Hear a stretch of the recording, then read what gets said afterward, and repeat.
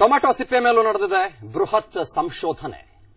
ಬಯೋಪ್ಲಾಸ್ಟಿಕ್ ತಯಾರಿಕೆಗೆ ಈ ಕೆಚಪ್ ತ್ಯಾಜ್ಯವೇ ಕಚ್ಚಾ ವಸ್ತು.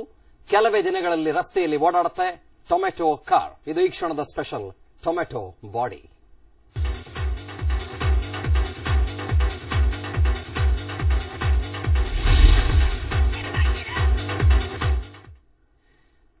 ಟೊಮ್ಯಾಟೊ ಇದೆಯಲ್ಲ, ಅದು ಎಲ್ಲರ ಫೇವರೆಟ್ ತರಕಾರಿ ಕೂಡ ಹೌದು. ಸಲಾಡ್ನಿಂದ ಹಿಡಿದು ಕೆಚಪ್ ತನಕ ಟೊಮ್ಯಾಟೊದ ಸವಿಯನ್ನ ಜನ ಸವಿದೇ ಇರ್ತಾರೆ.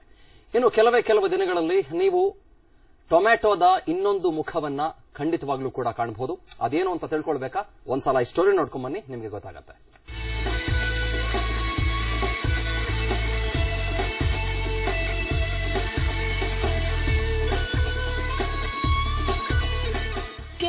ಕೆಂಪುಗೆ ಮುದ್ದಾಗಿರೋ ಈ ತರಕಾರಿಯನ್ನ ನೋಡದೇ ಇರೋ ಮಂದಿಯೇ ಇಲ್ಲ ಅಂದ್ರೆ ಅದರಲ್ಲಿ ಯಾವ ಉತ್ಪ್ರೇಕ್ಷೆಯೂ ಇಲ್ಲ.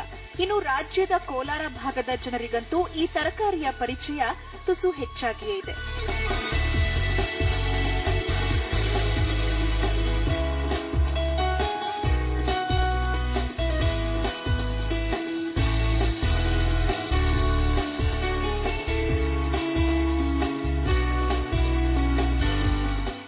ಟೊಮ್ಯಾಟೊ ಹಣ್ಣನ್ನ ಇಡಿಯಾಗಿ ನೋಡೋದಕ್ಕಿಂತ ಹೆಚ್ಚಾಗಿ ಕೆಚಪ್ ರೂಪದಲ್ಲಿಯೇ ಕಂಡಿರ್ತಾರೆ. ಹೊಲದಿಂದಲೇ ನೇರವಾಗಿ ಫ್ಯಾಕ್ಟರಿಯನ್ನ ಸೇರೋ ಟೊಮ್ಯಾಟೊ ಹಣ್ಣುಗಳು ಅಲ್ಲಿ ಯಂತ್ರಗಳ ಕೈನಲ್ಲಿ ಸಿಕ್ಕು ಕೆಚಪ್ ರೂಪವನ್ನ ಪಡೆಯುತ್ತವೆ.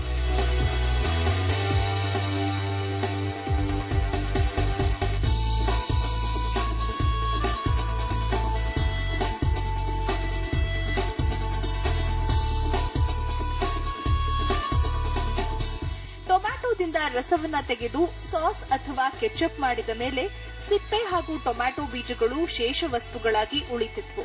ಇದು ಕೆಚಪ್ ತಯಾರಿಕಾ ಘಟಕಗಳಿಗೂ ದೊಡ್ಡ ತಲೆನೋವಾಗಿದೆ. ಈ ನಿಷ್ಪ್ರಯೋಜಕ ವಸ್ತುಗಳನ್ನ ಡಿಸ್ಪೋಸ್ ಮಾಡೋದೇ ಈ ಘಟಕಗಳಿಗೆ ಚಾಲೆಂಜಿಂಗ್ ಜಾಬ್. ಕೆಚಪ್ ತಯಾರಿಕೆಗಿಂತ ಈ ಕಸದ ವಿಲೇವಾರಿಗೆಯೇ ಸಾಸ್ ತಯಾರಿಕಾ ಕಂಪನಿಗಳು ಹೆಚ್ಚು ವೆಚ್ಚ ಮಾಡುತ್ತಿವೆ.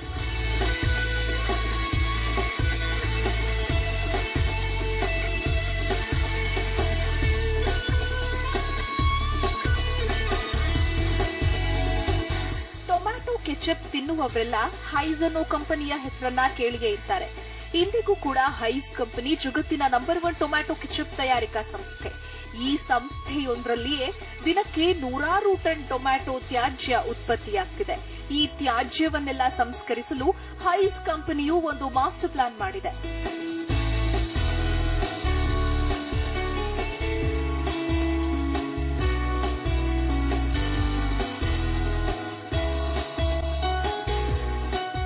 ಅಮೆರಿಕದ ಪ್ರಖ್ಯಾತ ಕಾರು ತಯಾರಿಕಾ ಕಂಪನಿ ಫೋರ್ಡ್ ಟೊಮ್ಯಾಟೊವನ್ನ ಬಯೋಪ್ಲಾಸ್ಟಿಕ್ ಆಗಿ ಪರಿವರ್ತಿಸಿ ಕಾರ್ ಒಳಾಂಗಣ ವಿನ್ಯಾಸದಲ್ಲಿ ಬಳಸೋದ್ರ ಬಗ್ಗೆ ಸಂಶೋಧನೆ ನಡೆಸಲು ಮುಂದಾಗಿದೆ. ಈ ಬಗ್ಗೆ ಹೈಸ್ ಹಾಗೂ ಫೋರ್ಡ್ ಕಂಪನಿಗಳು ಒಪ್ಪಂದವೊಂದನ್ನು ಮಾಡಿಕೊಂಡಿದೆ. ಪ್ರಾಯೋಗಿಕ ಹಂತದಲ್ಲಿ ಈ ಪ್ರಯೋಗ ಯಶಸ್ವಿಯಾಗಿದೆ. ಇದೇ ತಂತ್ರಜ್ಞಾನವನ್ನ ಕಾರು ತಯಾರಿಕೆಯಲ್ಲಿ ಅಳವಡಿಸಿಕೊಂಡ್ರೆ ಮುಂದಿನ ದಿನಗಳಲ್ಲಿ ಕಾರು ತಯಾರಿಕಾ ವೆಚ್ಚ ಮತ್ತಷ್ಟು ಕಡಿಮೆಯಾಗಲಿದೆ. ಇದರ ಜೊತೆಯಲ್ಲಿಯೇ ಪರಿಸರ ಮಾಲಿನ್ಯವೂ ತಗ್ಗಲಿದೆ. ಇನ್ನು ಬೆಂಬಲ ಬೆಲೆ ಸಿಗದೆ ಒದ್ದಾಡೋ ರೈತರಿಗೂ ಈ ಸಂಶೋಧನೆ ವರದಾನವಾಗಲಿದೆ. Bharat news bureau, BTV. Looks absolutely wonderful. Actually ಇಂತಹ ಒಂದು ತಂತ್ರಜ್ಞಾನವನ್ನು ಅಳವಡಿಸಿಕೊಂಡ್ರೆ ಯಾವೆಲ್ಲ ತರಹದ ರೆವಲ್ಯೂಷನ್ ಮಾಡಬಹುದು ಅನ್ನುವುದಕ್ಕೆ ಸಾಕ್ಷಿಯಾಗಿ ನಿಂತುಕೊಳ್ತಾ ಇದೆ ನಾವು ಇವತ್ತು ತೋರಿಸಿದಂತಹ ಆ ಪ್ಯಾಕೇಜ್ ಮತ್ತು ವಿಡಿಯೋ ಫುಟೇಜ್. ಇಲ್ಲಿ ಬಹಳಷ್ಟು ಅಂಶಗಳನ್ನು ಗಮನಿಸಬೇಕಾಗುತ್ತೆ. ರೈತರಿಗೂ ಕೂಡ ಇದು ಖಂಡಿತ ವರದಾನವಾಗಬಹುದು ಅನ್ನೋದರಲ್ಲಿ ಯಾವುದೇ ಸಂಶಯ ಇಲ್ಲವೇ ಇಲ್ಲ. ಅದರ ಜೊತೆಗೆ ನಾಟ್ ಓನ್ಲಿ ಟೊಮ್ಯಾಟೊ ಸೇರಿದಂತೆ ಪ್ಲಾಂಟ್ಗಳನ್ನು ಬಳಸಿಕೊಂಡು ಬೇರೆ ಬೇರೆ ವಸ್ತುಗಳನ್ನು ಬಳಸಿಕೊಂಡು ಈ ತರಹದ ಬಯೋಡಿಗ್ರೇಡಬಲ್ ಪ್ಲಾಸ್ಟಿಕ್ಗಳನ್ನು ತಯಾರು ಮಾಡ್ತಾ ಇರುವಂತಹ ಸುಮಾರು ಕೈಗಾರಿಕೆಗಳು ನಿಮ್ಮ ನಡುವೆನೇ ಇದೆ ಅನ್ನೋದು ನಿಮಗೆ ಬಹಳಷ್ಟು ಮಂದಿಗೆ ಗೊತ್ತಿರುವುದಿಲ್ಲ ಅಂತ ಅನ್ಕೊಳ್ತಾನೆ. ಆ ತರಹದ ಕಂಪನಿಗಳ ಬಗ್ಗೆ ನಾವು ಮಾತನಾಡಬೇಕಾಗತ್ತೆ. ಎಲ್ಲಕ್ಕಿಂತ ಮುಖ್ಯವಾಗಿ how eco friendly it is ಅನ್ನೋದ್ರ ಬಗ್ಗೆ ಮಾತನಾಡಬೇಕಾಗತ್ತೆ. ಆಮೇಲೆ ನಮ್ಮ ನಿಸರ್ಗಕ್ಕೆ ಯಾವ ತರಹದ ಕೊಡುಗೆಯನ್ನ ನಾವು ಮನುಷ್ಯರು ಕೊಡಬಹುದು ಅನ್ನೋದ್ರ ಬಗ್ಗೆ ಮಾತನಾಡಬೇಕಾಗತ್ತೆ. ರೈತರಿಗೆ ಯಾವ ತರಹದಲ್ಲಿ ಅನುಕೂಲವಾಗಬಹುದು, ಇವೆಲ್ಲದರ ಬಗ್ಗೆ ನಾವಿವತ್ತು ಒಂದು ಬಹಳ ವಿಸ್ತೃತವಾಗಿ ಆನ್ ಅನ್ ಅವೇರ್ನೆಸ್ ನೋಟ್ ಚರ್ಚೆಯನ್ನು ಶುರು ಮಾಡ್ತಾ ಹೋಗೋಣ. ನಮ್ಮ ಜೊತೆಗೆ 4 ಜನ ಅತ್ಯದ್ಭುತವಾದಂತಹ ಗೆಸ್ಟ್ಗಳಿದ್ದಾರೆ ಈ ಚರ್ಚೆಯಲ್ಲಿ ಇವತ್ತು ಭಾಗವಹಿಸೋದಕ್ಕೆ. ನಾನು ಮೊನ್ನದಾಗಿ ಖ್ಯಾತ ಅಂಕಣಕಾರರಾಗಿರುವಂತಹ ಕೆಸಿ ರಘು ಅವರನ್ನ ಈ ಕಾರ್ಯಕ್ರಮಕ್ಕೆ ವೆಲ್ಕಮ್ ಮಾಡ್ಕೊಳ್ತೇನೆ. ನಮಸ್ತೆ ರಘುಜಿ. ಹಾಗೆಯೇ ನಮ್ಮ ಜೊತೆಗೆ ಒಬ್ರು ರೈತರಿದ್ದಾರೆ, ಬಹಳ ಸ್ಪೆಷಲ್ ರೈತರು, ನಾರಾಯಣ್ ಗೌಡ್ರು ಅಂತ ಇವರ ಹೆಸರು. ಇವರು ಕೂಡ ಇದೇ ತರಹದ ತಂತ್ರಜ್ಞಾನವನ್ನ ಬಹಳಷ್ಟು ವರ್ಷಗಳಿಂದ ಅಳವಡಿಸಿಕೊಂಡು ಬರ್ತಾ ಇದ್ದಾರೆ. ಸಾಕಷ್ಟು ಜನಕ್ಕೆ ಮಾರ್ಗದರ್ಶನವನ್ನ ಕೂಡ ಕೊಡ್ತಾ ಇದ್ದಾರೆ. ಗೌಡ್ರೆ ನಮಸ್ತೆ. ಹಾಗೇನೆ ಸಮನ್ವಿ ಭೋಗರಾಜ್ ಅಂತ ಇವರು Earthware Vishnu forge technologies private limited ನ ಡೈರೆಕ್ಟರ್. ಅವರು ನಮ್ಮ ಜೊತೆಗೆ ಚರ್ಚೆಯಲ್ಲಿ ಜಾಯ್ನ್ ಆಗಿದ್ದಾರೆ. ನಮಸ್ತೆ ಮಾ. ಹಾಗೆ ನಮ್ಮ ಇನ್ನೊಂದು ಸ್ಟುಡಿಯೋದಿಂದ ಅರವಿಂದ್ ಅನ್ನೋರು ಆಟೋಮೊಬೈಲ್ ಎಕ್ಸ್ಪರ್ಟ್, ಅವರು ಕೂಡ ಜಾಯ್ನ್ ಆಗಿದ್ದಾರೆ. ನಮಸ್ತೆ ಅರವಿಂದ್ ಜಿ. ನಮಸ್ಕಾರ ಗೌಡ್ರೆ. ಬಹಳ ಚೆನ್ನಾಗಿ ಕಾಣಿಸುತ್ತೆ ಗೌಡ್ರೆ. ಇದು ಟೊಮೆಟೊದಿಂದ ಪ್ಲಾಸ್ಟಿಕ್ ಮಾಡಬಹುದು, ಪ್ಲಾಸ್ಟಿಕ್ ಇಂದ ಅದನ್ನು ಕಾರಿಗೆ ಉಪಯೋಗಿಸ್ಕೊಳ್ಬಹುದು ಅಂತಂದ್ರೆ ಲುಕ್ಸ್ ವೆರಿ ಇಂಟ್ರೆಸ್ಟಿಂಗ್. ಅಂಡ್ ಸತ್ಯ ಹೇಳ್ತೀನಿ, ಸಾವಿರಾರು ಜನಕ್ಕೆ ಇದ್ರ ಬಗ್ಗೆ ಇದುವರೆಗೂ ಗೊತ್ತೇ ಇರಲಿಲ್ಲ. ಯಾವ ತರ ಆಗುತ್ತೆ ಗೌಡ್ರೆ, ರೈತರಿಗೆ ಇದು ಯಾವ ತರ ಅನುಕೂಲವಾಗುತ್ತೆ, ಈ ಪ್ರಾಸೆಸಿಂಗ್ ಹೇಗೆ, ಇವೆಲ್ಲದರ ಬಗ್ಗೆ ಸ್ವಲ್ಪ ನನಗೂ ತಿಳಿಸ್ಕೊಡಿ ಪ್ಲೀಸ್. ಇವತ್ತು ಕೋಲಾರ ಜಿಲ್ಲೆಯಲ್ಲಿ ಯಾವುದೇ ಒಂದು ವಸ್ತು ಇರ್ಬೋದು, ಒಂದು ತರಕಾರಿ ಇಡೀ ಕರ್ನಾಟಕಕ್ಕೆ, ಇಡೀ ದೇಶಕ್ಕೆ ಸಾಗಾಣಿಕೆ ಮಾಡಿದ್ರೆ ನಂಬರ್ 1 ಅಂದ್ರೆ ಕೋಲಾರ ಜಿಲ್ಲೆ ಅಂದ್ರೆ ತಪ್ಪಾಗ್ಲಾರ್ದು. ಏನು ಬಯಲು ಪ್ರದೇಶ ಆಗಿದೆ, ನೀರಿಲ್ಲ, ಯಾವುದೂ ಇಲ್ಲದನ್ನು ಟೊಮೆಟೊ ಮತ್ತು ರೇಷ್ಮೆಗೆ ಪ್ರಸಿದ್ಧಿ. ಈ ಟೊಮೆಟೊ ಬೆಳೆ 5 ವರ್ಷ ಮೊದಲು ಏನು 95 ಇಂದ ಬರೀ ಹೆಚ್ಚಾಗಿ ಬೆಳೆಯೋದಂದ್ರೆ ಟೊಮೆಟೊ ನಮ್ಮ ಕೋಲಾರ ಜಿಲ್ಲೆಯಲ್ಲಿ. ಇಡೀ ಏಷ್ಯಾದಲ್ಲೇ ಪ್ರಸಿದ್ಧಿ ಪಡೆದಿರುವಂತಹ ಮಾರ್ಕೆಟ್ ಅಂದ್ರೆ ಕೋಲಾರದಲ್ಲಿದೆ. ಇವತ್ತೇನು ನಮ್ಮ ಟೊಮೆಟೊ ಬೆಳೆಯಿಂದ ಪ್ಲಾಸ್ಟಿಕ್ ಇದು ಮಾಡ್ತಾರೆ ಬಹುತ್ತು ಕಂಪನಿಗಳಂತ ಹೇಳಿದ್ರೆ ಅದು ರೈತರಿಗೆ ವರದಾನ ಆಗ್ತದೆ. ಯಾಕಂದ್ರೆ ಇವತ್ತು ಸಂಕಷ್ಟದಲ್ಲಿದೆ ರೈತ. ತಾನು ಬೆಳೆದ ಬೆಳೆಗೆ ಬೆಂಬಲ ಬೆಲೆ ಇಲ್ಲದೆ ಚರಂಡಿಗೆ ಬೀಸಾಕಿ ಅಂತ ಪರಿಸ್ಥಿತಿ ಇವತ್ತಿದೆ. ಇಂಥ ಕಂಪನಿಗಳು ಬಂದ್ರೆ ಖಂಡಿತವಾಗ್ಲೂ ರೈತರಿಗೆ ವರದಾನ ಆಗ್ತದೆ. ಆದ್ರೆ ಯಾವುದೇ ಕಂಪನಿ ಬರೀ ಸೆಂಟ್ರಲ್ ದಳ್ಳಾಳಿ ಅನ್ನೋದಿರಬಾರದು. ನೇರವಾಗಿ ರೈತರ ಮನೆಗೆ, ಕಂಪನಿ ಮತ್ತು ರೈತರ ಮನೆಗೆ ಮಧ್ಯೆ ಒಳ್ಳೆ ಬಾಂಧವ್ಯ ಇದ್ರೆ ರೈತ ಉತ್ತಮವಾಗಿ ಹೋಗ್ತಾನೆ. ಇವತ್ತು ಏನು ಸಂಕಷ್ಟದಿಲ್ಲ ರೈತ ಇನ್ನು ಮುಂದೆ ಬರ್ತಾನೆ. ನೋಡ್ರೆ, ಎಷ್ಟೋ ಸಲ 1 ಕೆಜಿ ಟೊಮೆಟೊಗೆ 25 ಪೈಸೆನೂ ಸಿಗದೆ ಇರುವಾಗ ನೀವೆಲ್ಲ ಬಂದು ರಸ್ತೆಗೆ ಹಾಕಿ ಗಲಾಟೆ ಮಾಡಿದ್ರೆ ಯಾರು ನಿಮ್ಮ ನೆರವಿಗೆ ಬರಲೇ ಇಲ್ಲ ಅಲ್ವಾ? ಇಲ್ಲ, ಬರಲಿಲ್ಲ. ಇವತ್ತು ಸರ್ಕಾರ, ಮಂದಗತಿ ಸರ್ಕಾರಗಳು ಇವತ್ತು ಬಹುರಾಷ್ಟ್ರೀಯ ಒಂದು ಸೀಡ್ ಕಂಪನಿ ಇರ್ಬೋದು, ಇಲ್ಲ ಒಂದು ಕ್ರಿಮಿನಾಶಕ ಕಂಪನಿಗಳಿಗೂ ಅಡ ಇಟ್ಬಿಟ್ಟಿದ್ದಾರೆ. ಯಾವುದೇ ಒಂದು ಬೆಳೆ ಬೆಳಿಬೇಕಾದ್ರೆ ಇವತ್ತು ರಾಸಾಯನಿಕ ವಸ್ತುಗಳನ್ನು ಉಪಯೋಗಿಸಿ ಇವತ್ತು ಟೊಮೆಟೊ ಬೆಳೆನೇ ತಗೊಳ್ಳಿ, 5 ರಿಂದ 10 ಸಾವಿರ ರೂಪಾಯಿ ಖರ್ಚು ಮಾಡಿ ಲಕ್ಷಾಂತರ ರೂಪಾಯಿ ಲಾಭ ಮಾಡ್ತಾರಂತ ಇವತ್ತು ಬೆಳೆ ಇವತ್ತು ಯಾವ ಮಟ್ಟಕ್ಕಿದೆ ಅಂದ್ರೆ, ಒಂದು ಬೆಳೆ ತೆಗಿಬೇಕಂದ್ರೆ, ಒಂದು ಕ್ರಾಪ್ ತೆಗಿಬೇಕಂದ್ರೆ ಮಿನಿಮಮ್ ಅಂದ್ರೆ 1 ಲಕ್ಷ ಖರ್ಚಾಗ್ತಾ ಇದೆ. 1 ಲಕ್ಷ ಖರ್ಚಾಗ್ತದೆ. ಇವೆಲ್ಲ ಸಂಬಂಧಗಳನ್ನು ನೋಡಿದ್ರೆ ರೈತ ಎಲ್ಲಿದ್ದಾನೆ, ರೈತ ಬದುಕಿದಾನ ಅನ್ನೋ ಒಂದು ಪರಿಸ್ಥಿತಿಯಲ್ಲಿ ಇಂತಹ ಕಂಪನಿಗಳು ಬಂದು ನಮ್ಮ ರೈತರ ನೆರವು ನಿಲ್ತಾರೆ ಅಂದ್ರೆ ಸಂತೋಷಿಸ್ತಾರೆ. ಈಗಾಗಲೇ ಶುರುವಾಗಿದೆ ಏನಾದ್ರು ಇದಕ್ಕೆ ಸಂಬಂಧಪಟ್ಟಂತೆ ಕೋಲಾರದಲ್ಲಿ ಏನಾದ್ರು ಬೆಳವಣಿಗೆಗಳು ಶುರುವಾಗಿದೆಯಾ? ರೈತರು ಏನಾದ್ರು ಕೊಡ್ತಾ ಇದ್ದಾರೆ ರೈತರ ಕಂಪನಿಗಳಿಗೆ? ಇದಕ್ಕೆ ಮುಂಚೆ ರಿಲಯನ್ಸ್ ಕಂಪನಿ ಅಂತೇಳಿ ನೇರವಾಗಿ ತಗೊಂತಾ ಇದ್ರು, ದಳ್ಳಾಳಿ ಮುಖಾಂತರ ತಗೊಂತಾ ಇದ್ರು. ಗೊತ್ತಾಯ್ತು. ಅದು ಇತ್ತೀಚೆಗೆ ಯಾವ್ದು ಇನ್ನೂ ಬಂದಿಲ್ಲ. ಇದೇನು ನರಸಾಪುರಕ್ಕೆ ಮತ್ತು ವೇಮಗಲ್ಗೆ ಬೇಜಾನ್ ಕೈಗಾರಿಕಾ ಬರೆದಿದೆ. ಕೃಷಿ ಆಧಾರಿತ ಕೈಗಾರಿಕೆಗಳು ಇದುವರೆಗೂ ಬಂದಿಲ್ಲ. ಮೈನ್ ಇವತ್ತು ನಿಮ್ಮ ಬಿಟಿವಿಯಿಂದ ನೋಡ್ತಾ ಇದ್ರೆ ನಮಗೂ ಗೊತ್ತಾಗ್ತಾ ಇರೋದು, ಈ ತರ ನಮ್ಮ ಬೆಳೆದ ಬೆಳೆಗೆ ಅಂತ ಅಂತಾರಾಷ್ಟ್ರೀಯ ಕಂಪನಿಗಳು ಬರ್ತಾ ಇದೆಯಾ, ತಗೊಂತಾರ, ರೈತರ ಬದುಕು ಹಸನಾಗುತ್ತಾ?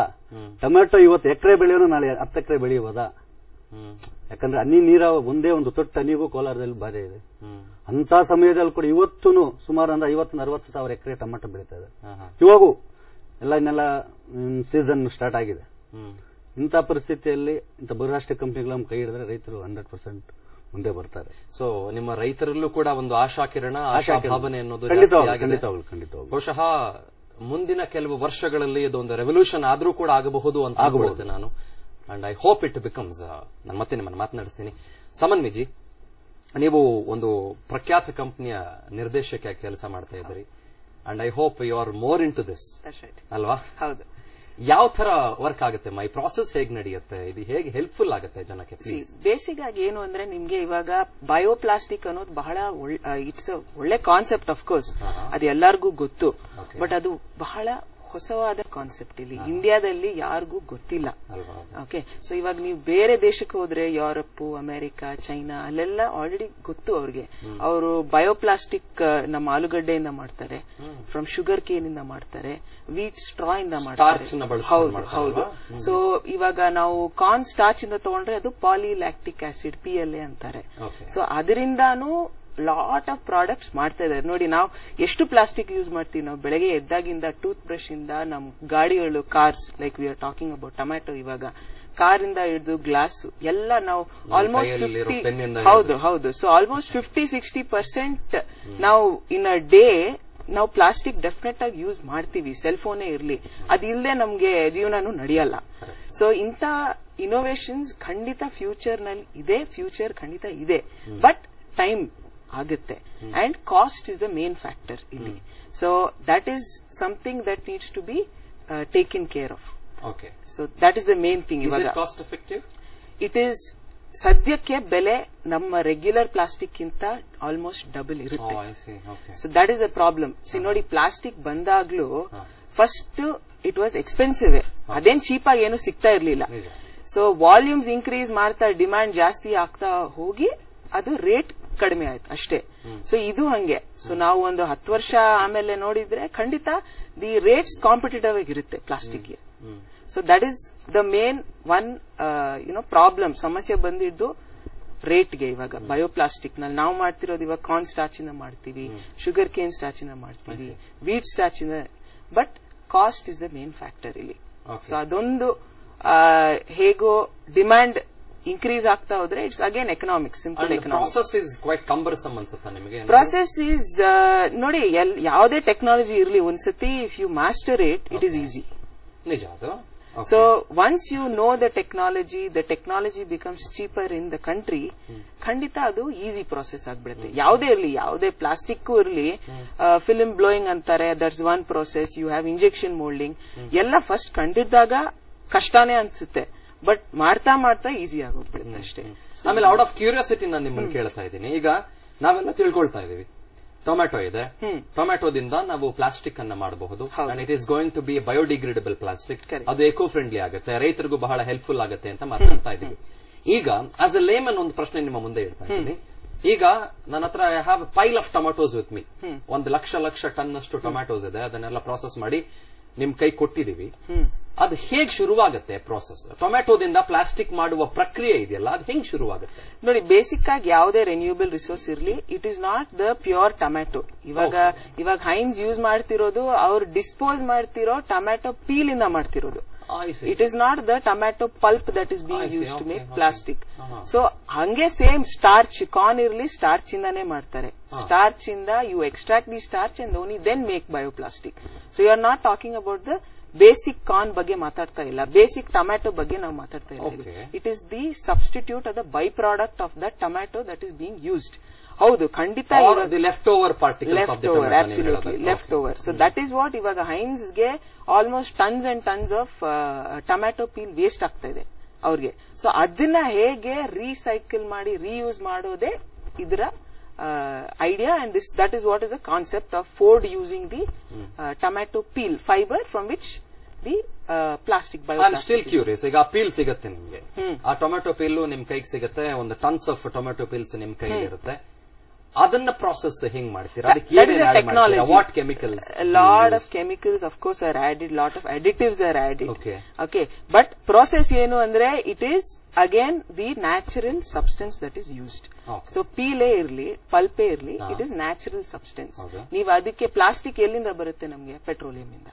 So petroleum is again carbon footprint after using plastic is high. So whereas if it is a natural resource, it is not high.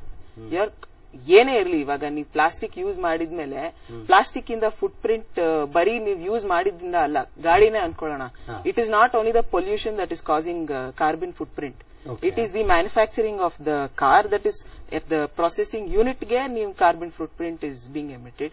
At the every part that is being made for the car there is a carbon foot print released. So ಅದೇ ತರ if you are asking about the technique, there are various techniques in which they are all patented again. So for me to say tomato peel is going to be used ಇದೇ ತರ use ಮಾಡ್ತಾರೆ ಅನ್ನೋದು it is not correct. ಯಾಕಂದ್ರೆ ಬೇರೆ ಬೇರೆ company ಬೇರೆ ಬೇರೆ techniques use ಮಾಡ್ತಾರೆ, ಬೇರೆ ಬೇರೆ ಮೆಥಡ್ಸ್. ಹೌದು. ಸೊ ಬರೀ ಟೊಮ್ಯಾಟೊ ಅಲ್ಲ, ನಾನು ಹೇಳಿದ್ದಲ್ಲ, ಇವಾಗ ಆಲೂಗಡ್ಡೆಯಿಂದ ಮಾಡ್ತಾರೆ, ಶುಗರ್ ಕೇನ್ ಇಂದ ಮಾಡ್ತಾರೆ.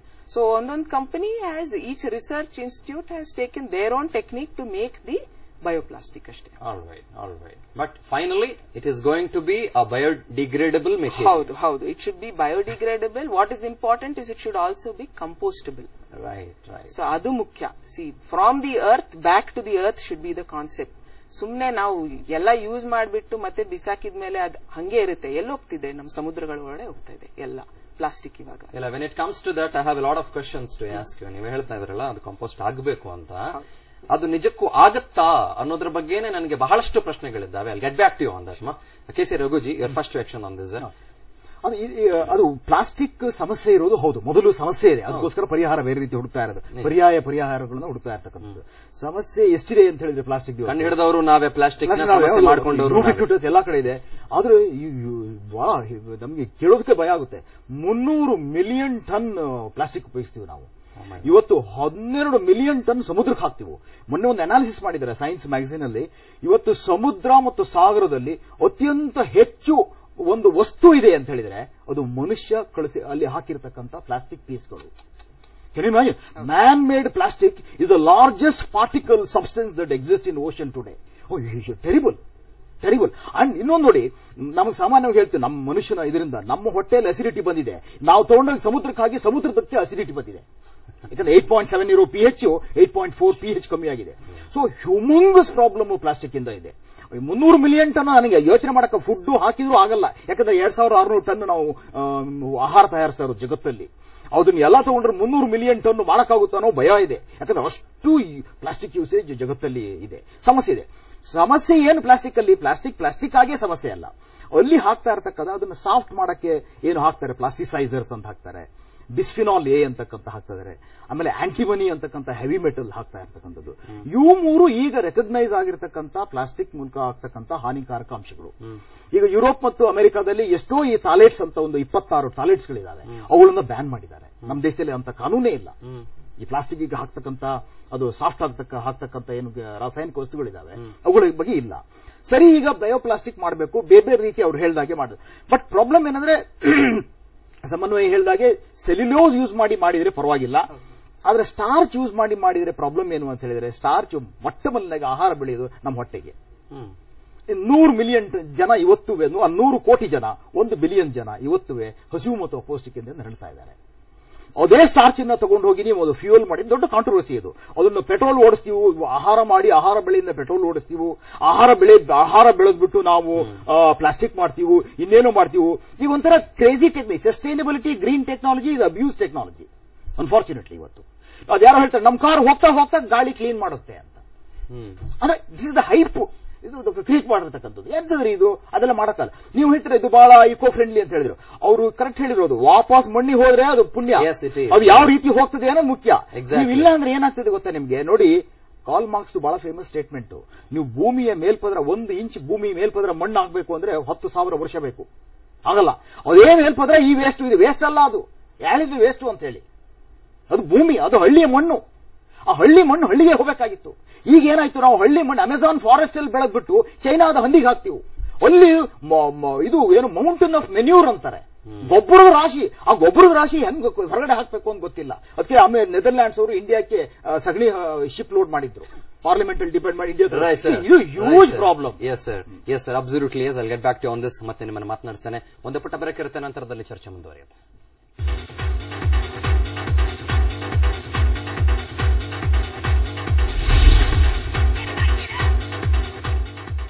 Western Zoos, leading chain of watch store, all Indian and international branded watches at online prices.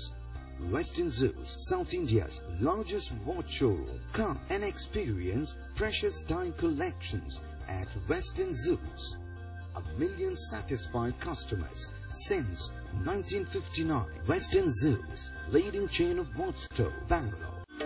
ಕೈಬರಹದಿಂದಲೇ ಮೂಡುತ್ತೆ ಅಪರೂಪದ ಚಿತ್ರರೂಪ. ಇದೇ ಮೊದಲ ಬಾರಿಗೆ ಬೆಂಗಳೂರಿನ ಚಿತ್ರಕಲಾ ಪರಿಷತ್ನಲ್ಲಿ ಪ್ರದರ್ಶನ ಹಾಗೂ ಮಾರಾಟ. ಬಿಟಿವಿ ಬೆಂಬಲದೊಂದಿಗೆ ಏಪ್ರಿಲ್ 8ರಿಂದ 12ರವರೆಗೆ 5 ದಿನ ಪ್ರದರ್ಶನ. ಬೆಳಗ್ಗೆ 10:30ರಿಂದ ಸಂಜೆ 7ರವರೆಗೆ ಉಚಿತ ಪ್ರವೇಶ. ಕಲಾವಿದ ಹರೀಶ್ ಅವರ ಅಕ್ಷರ ಲೋಕಕ್ಕೆ ನಿಮಗೆ ಸ್ವಾಗತ. ಇಂದಿನಿಂದ ಕ್ರಿಕೆಟ್ ಪ್ರೇಮಿಗಳಲ್ಲಿ 2020 ಜ್ವರ.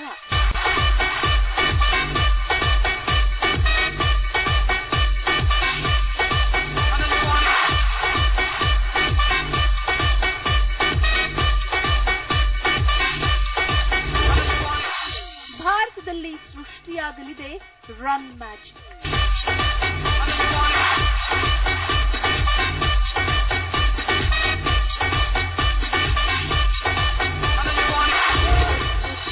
ಜನಪ್ರಿಯ ಟ್ರೋಫಿಗಾಗಿ ಬಲಾಢ್ಯರ ಚಾಲೆಂಜ್.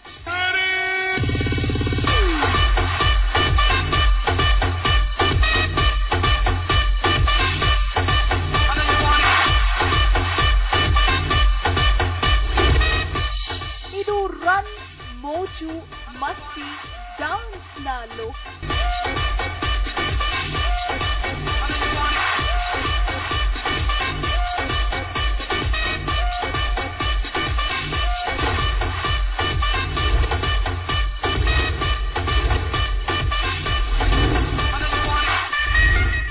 IPL ಕಿಕ್ ಇಂದು ಸಂಜೆ 7.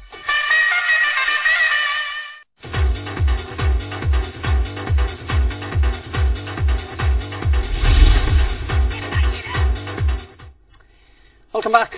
ನಾವು ಬಯೋಡಿಗ್ರೇಡಬಲ್ ಪ್ಲಾಸ್ಟಿಕ್ ನ ಬಗ್ಗೆ ಮಾತನಾಡ್ತಾ ಇದ್ದೀವಿ. ಅದು ಎಕೋ ಫ್ರೆಂಡ್ಲಿ ಅಂತ ಹೇಳ್ತಾ ಇದ್ದಾರೆ, ಆದರೆ ಅದು ನಿಜಕ್ಕೂ ಕಾಂಪೋಸ್ಟ್ ಆಗುತ್ತಾ ಅನ್ನೋದ್ರ ಬಗ್ಗೆ ಚರ್ಚೆ ಮಾಡ್ತಾ ಇದ್ದೀವಿ. ಯಾವ ರೀತಿ ಅದು ನಮಗೆ ಹೆಲ್ಪ್ಫುಲ್ ಆಗಬಹುದು ಅನ್ನೋದ್ರ ಬಗ್ಗೆ ಚರ್ಚೆ ಮಾಡ್ತಾ ಇದ್ದೀವಿ. ರೈತರಿಗೆ ಅದು ಯಾವ ರೀತಿ ಸಹಾಯಕವಾಗಬಲ್ಲದು ಅದರ ಬಗ್ಗೆ ಕೂಡ ನಾವು ಚರ್ಚೆ ಮಾಡ್ತಾ ಇದ್ದೀವಿ. ಅಂಡ್ ಇನ್ನೊಂದು ವಿಚಾರ, ಹೈನ್ಸ್ ಇಂದ ಈ ಫೋರ್ಡ್ ಕಂಪನಿಯವರು ಈ ಪ್ಲಾಸ್ಟಿಕ್ ಗಳನ್ನ ಮಾಡುವುದಕ್ಕೆ, ಅಂದ್ರೆ ಕಾರ್ನ ಡ್ಯಾಶ್ ಬೋರ್ಡ್, ಇಂಟೀರಿಯರ್, ಮತ್ತೊಂದು ಮಗದೊಂದು ಎಲ್ಲವನ್ನೂ ಕೂಡ ಮಾಡುವುದಕ್ಕೆ ಒಂದು ಒಪ್ಪಂದ ಮಾಡಿಕೊಂಡಿದ್ದಾರೆ ಅಂತ ಕೇಳ್ಪಟ್ಟೆ. ಸೊ ಹೌ ಪ್ರಾಕ್ಟಿಕಲಿ ಪಾಸಿಬಿಲಿಟೀಸ್ ಅನ್ನೋದ್ರ ಬಗ್ಗೆ ಮಾತನಾಡಬೇಕಾಗತ್ತೆ. ಇದ್ರ ಬಗ್ಗೆ ಮಾತನಾಡೋದಕ್ಕೆ ಅರವಿಂದ್ ಅಂತ ನಮ್ಮ ಜೊತೆಗೆ ಒಬ್ಬ ಆಟೋಮೊಬೈಲ್ ಅನಾಲಿಸಿಸ್ಟ್ ಅಥವಾ ಎಕ್ಸ್ಪರ್ಟ್ ಇದ್ದಾರೆ. ನಮಸ್ತೆ ಅರವಿಂದ್. ನಮಸ್ಕಾರ ಅರವಿಂದ್, ಯಾವ ತರ ಯೂಸ್ ಆಗುತ್ತೆ ಅರವಿಂದ್ ಇದು ಇನ್ cars? See, let me begin first with telling you how it can be majorly helpful. The plastic, most of the parts in a car use ಮಾಡಿರೋದೆಲ್ಲ ಪ್ಲಾಸ್ಟಿಕ್. ಹೆಚ್ಚುವಾಗಂತ ಪಾರ್ಟ್ ಅಲ್ಲೂ ಯೂಸ್ ಮಾಡೋದು ಪ್ಲಾಸ್ಟಿಕ್ ಇಂದಾನೆ ಮಾಡೋದು. ಸೊ ಇದನ್ನ avoid ಮಾಡೋದಕ್ಕೆ tomato based or plant based plastic ಅನ್ನು use ಮಾಡೋದು it is much helpful. One thing is manufacture ಮಾಡಬೇಕಾದ್ರೆ ಪೊಲ್ಯೂಷನ್ ಕಡಿಮೆ ಎಮಿಟ್ ಆಗುತ್ತೆ. And then this product will also be lighter compared to full plastic ಇಂದ ಮಾಡೋ ಅಂತ ಪದಾರ್ಥಗಳಿಗಿಂತ plant based plastic will be much lighter. So ಇದನ್ನ ಕಾರುಗಳಲ್ಲಿ ಯೂಸ್ ಮಾಡಿದ್ರೆ ಕಾರ್ ಲೈಟ್ ಆಗಿರುತ್ತೆ. And the direct impact of a car being light is ಜಾಸ್ತಿ fuel efficiency. Petrol ಡೀಸೆಲ್ಗೆ ಎವ್ರಿ ಲೀಟರ್ಗೆ ಮೇ ಬಿ 1 ಕಿಲೋಮೀಟರ್ ಎಕ್ಸ್ಟ್ರಾ ಬರುತ್ತೆ, 2 ಕಿಲೋಮೀಟರ್ ಎಕ್ಸ್ಟ್ರಾ ಬರುತ್ತೆ.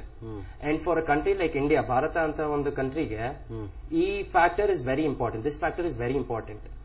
And I tell you one more thing. Maybe this ಈ ಒಂದು concept plant based plastic use ಮಾಡೋದು, ಇಲ್ಲ biodegradable plastic use ಮಾಡೋದು, are being eco friendly in the world of automotive 5 years ago, ಒಂದು 5 ವರ್ಷದ ಹಿಂದೆ ಯಾರಿಗಾದ್ರೂ ಕೇಳಿದಿದ್ರೆ ದೇ ವುಡ್ ಹ್ಯಾವ್ ಸೆಡ್ ಇಲ್ಲ, ನೋ, ಐ ಡೋಂಟ್ ಥಿಂಕ್ ಇದು ಮುಂದೆ ಆಗ್ಬೋದು, will stick to what is happening now.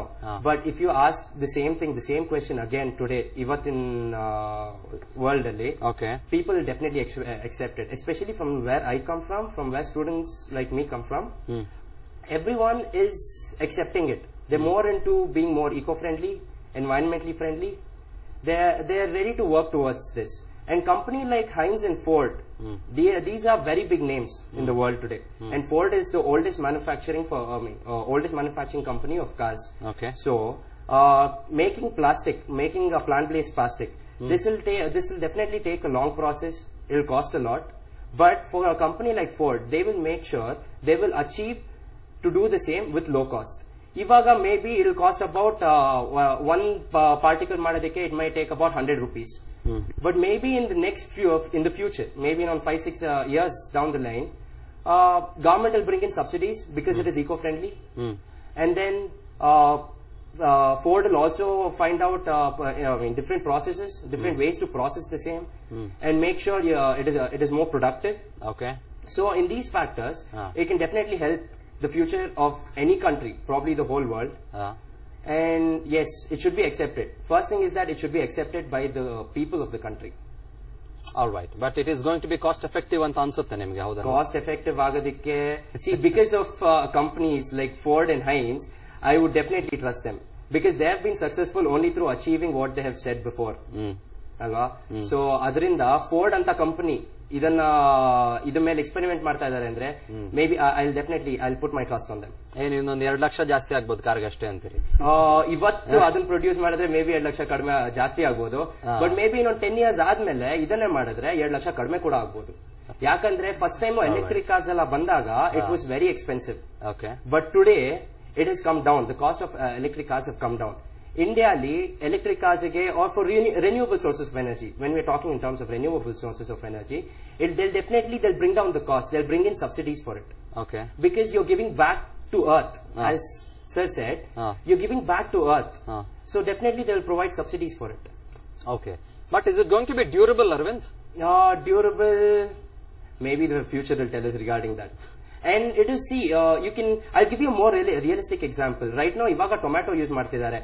Ford has also looked into using coconut waste or reusable cotton for manufacturing their mats and their fabrics for seats. Okay. And if you think about coconut, reusing coconut ಆಚೆ ಬರುತ್ತಲ್ವಾ, ಆಚೆ ಇರೋದು ಒಂದಷ್ಟು fibres, it is very similar to jute. So, carpets in ಮಾಡೋದಕ್ಕೆ, it is very simple. It is actually, anyone can think about it. ಮನೆಯಲ್ಲೂ ಕೂತ್ಕೊಂಡು, you can use the same fibers and make a small carpet out of it maybe. Okay. But when you think about a company which, like Ford, who's doing the same, they'll definitely make sure that it is effective. So we can call it as a waste car, waste ಇಂದ ಮಾಡಿರೋ car ಅದು. Waste ಇಂದ ಮಾಡಿರೋ car, but at the same time Ford should also make sure that they don't portray the same. Wonderful.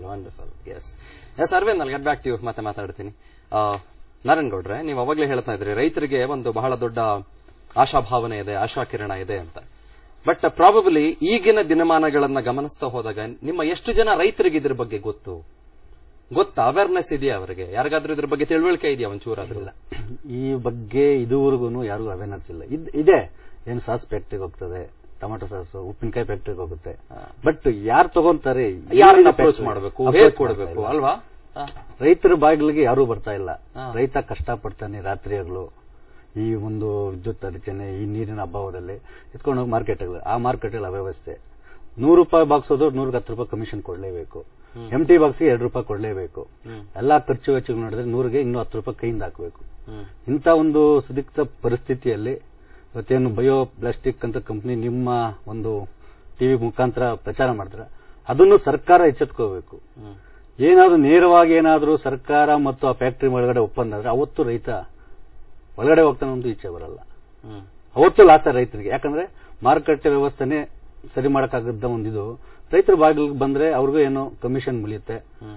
ಎಲ್ಲಾ ಒಂದು ವಿಚಾರಗಳು ನೋಡಿದ್ರೆ ಆ ಬಯೋ ಪ್ಲಾಸ್ಟಿಕ್ ಏನ್ ಕಂಪನಿ ಇದೆ ಅದು ನೇರವಾಗಿ ರೈತರ ಮನೆಗೆ ಬರಬೇಕು. ಜನರಲ್ ಅವೇರ್ನೆಸ್ ಮೂಡಿಸಬೇಕು. ಇವತ್ತು ಅದೇ ಅವೇರ್ನೆಸ್ ಮೂಡಿಸಿದ್ರೆ 1 ಎಕರೆ ಬೆಳೆ 2 ಎಕರೆ ಬೆಳಿತಾನೆ. ಕಷ್ಟನೋ ಸುಖನೋ. ಯಾಕಂದ್ರೆ ನಮ್ಮ ಒಂದು ಕಷ್ಟಕ್ಕೆ ನಮ್ಮ ಉತ್ಪಾದನೆ ಯಾವುದೋ ಒಂದು 100 ಜನ ಉಪಯೋಗಿಸುವಂತ ವಸ್ತುಗೆ ಆಗ್ತಾ ಇದೆಯಲ್ಲ, ಅದು ಒಂದು ಖುಷಿ ಇರುತ್ತೆ ಅವನಿಗೆ. ಪ್ರತಿ ವರ್ಷಕ್ಕೆ ನಿಮ್ಮ ಕೋಲಾರ ಜಿಲ್ಲೆಯಲ್ಲಿ ಟೊಮೆಟೊ ಬೆಳೀತಾರಲ್ಲ ಗೌಡ್ರೆ, ಪ್ರತಿ ವರ್ಷ ನೀವು ಟೊಮೆಟೊ ಬೆಳೆದಾಗ ಎಷ್ಟು ಟನ್ನಷ್ಟು ಟೊಮೆಟೊ ಉತ್ಪಾದನೆ ಆಗುತ್ತೆ? ಎಷ್ಟು ಟನ್ನಷ್ಟು ಬೇರೆ ಕಡೆ ಕಳಿಸ್ಕೊಡ್ತೀರಾ ನೀವು ಅಪ್ರಾಕ್ಸಿಮೇಟ್ಲಿ? ಇಡೀ ನಮ್ಮ ದೇಶ ಅಂದ್ರೆ ನಮ್ಮ ಇಂಡಿಯಾದೇ ಅಲ್ಲದೆ ಹೊರ ದೇಶಕ್ಕೂ ಹೋಗುತ್ತೆ. ಬಾಂಗ್ಲಾಗ್ ಹೋಗುತ್ತೆ. ಸಾವಿರ ಟನ್ ಉತ್ಪಾದನೆ ಮಾಡಿ ಇಡೀ ಕೋಲಾರ ಮಾರ್ಕೆಟ್ ಅಂದ್ರೆ ಇಡೀ ಏಷ್ಯಾದಲ್ಲೇ ನಂಬರ್ 1 ಮಾರ್ಕೆಟ್. ಅಂತ ಒಂದು ಪರಿಸ್ಥಿತಿಯಲ್ಲಿ ಈ ಫ್ಯಾಕ್ಟರಿ ಬಂದ್ರೆ ಇನ್ನೂ ಒಂದು ಇಂಪ್ರೂವ್ ಆಗುತ್ತೆ. ಇನ್ನೂ ಒಂದು ಕೋಲಾರ ಜಿಲ್ಲೆ ಒಂದು ಹೆಸರು ಬರುತ್ತೆ. ಟೊಮಾಟೊ ಬೆಳೆಗಾರರು ಅಂದ್ರೆ ಕೋಲಾರ ಜಿಲ್ಲೆಯಲ್ಲಿ ಒಂದು ಹೆಮ್ಮೆಯಿಂದ ಹೇಳ್ಕೋಬಹುದು. ಏನಿವತ್ತು ಬೆಲೆ ಇಲ್ಲದೆ ರೋಡ್ ಸೇರಿತಾ ಇದೀವಿ. ಫೋರ್ಡ್ ಕಾರ್ ಇಟ್ಕೊಂಡಿರೋರು ಕೋಲಾರದ ಟೊಮೆಟೊ ಪೀಲಿಂದ ಅಂತ ಅನ್ಬೋದು. ಹೌದು, ಖಂಡಿತವಾಗ್ಲೂ ದಿನ ಬರ್ಲಿ ಅಂತ ನಾವು ಕೂಡ ಖಂಡಿತ ಆಶಿಸ್ತೇವೆ. ಸಮನ್ವಿ, ನೀವು ಅವಾಗಲೇ ಹೇಳ್ತಾ ಇದ್ರಿ ಬಯೋಡಿಗ್ರೇಡೇಬಲ್, ಅದ್ರ ಜೊತೆಗೆ ಇದು ನಿಜಕ್ಕೂ ಕಾಂಪೋಸ್ಟ್ ಆಗುತ್ತಾ ಅಂತ. ಎಸ್, ಅಫ್ಕೋರ್ಸ್ ನನಗೆ ಆ ಪ್ರಶ್ನೆ ಖಂಡಿತ ಕಾಡುತ್ತೆ. ನಿಜಕ್ಕೂ ಕಾಂಪೋಸ್ಟ್ ಆಗುತ್ತಾ ಇದು? ಈಗ ನೋಡಿ, ಒಂದು ಬಾಳೆಹಣ್ಣು ಸಿಪ್ಪೆನ ನಾವು ಮಣ್ಣಿಗೆ ಬಿಸಾಕಿದ್ರೆ it takes lot of months probably ಅಂತ ಅನ್ಸುತ್ತಲ್ವಾ ಅದು ಕಾಂಪೋಸ್ಟ್ ಆಗೋದಕ್ಕೆ? ಅದು ಇಮಿಡಿಯೇಟ್ ಆಗಂತೂ ಕಾಂಪೋಸ್ಟ್ ಆಗೋದಿಲ್ಲ. ಎಲ್ಲ ನ್ಯಾಚುರಲ್ ಸಬ್ಸ್ಟೆನ್ಸ್. ಫಾರ್ ಎಕ್ಸಾಂಪಲ್ ನಾನು ಬಾಳೆಹಣ್ಣು ಸಿಪ್ಪೆ ಹೇಳಿದೆ, but when it comes to the biodegradable plastic, ಅದು ಕರಗಿದ್ರೆ ಒಳ್ಳೇದು, ಮರಳಿ ಮಣ್ಣಿಗೆ ಹೋದ್ರೆ ಒಳ್ಳೇದು ಅಂತ ಮಾತಾಡ್ತಾ ಇದ್ವಿ. ನಿಜಕ್ಕೂ ಆತರ ಆಗುತ್ತಾ ಅಂತ? ನೀವ್ ಹೇಳ್ತಿರೋದು ಇವಾಗ natural substance. You said banana peel ಅಂತ.